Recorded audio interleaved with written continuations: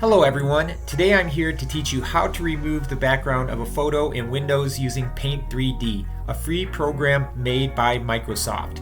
Before I get started, please do me a favor and hit the like and subscribe buttons.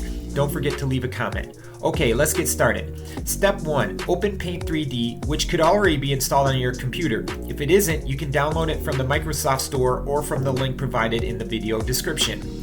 Step 2. From the menu, open the image that you want to remove the background. So I already have it open, but this is what you do. Hit open. Step 3. Choose Magic Select in the top toolbar.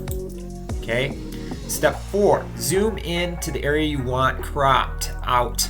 So you move this right here. I want me to be in front, and I want this other stuff to be removed. Hit next. Now, if it's the way you want it, you just hit done. But notice over here, I have this extra area and I don't want that to be in the background. So I hit remove and I just kind of go like this. And voila, it's fixed. If I wanted to add something, I could have hit this add button. Now it's the way I like it, so I'm gonna hit done. Okay, gotta wait.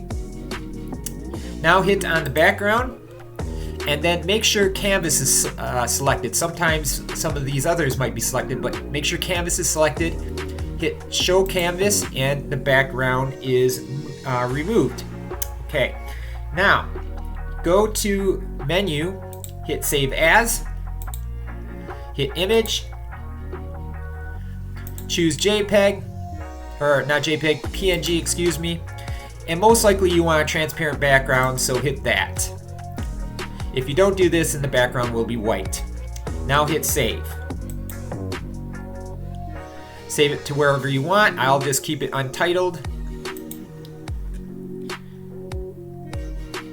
And now it is done. So let's just take a look here in downloads. We'll open it just to prove that it worked.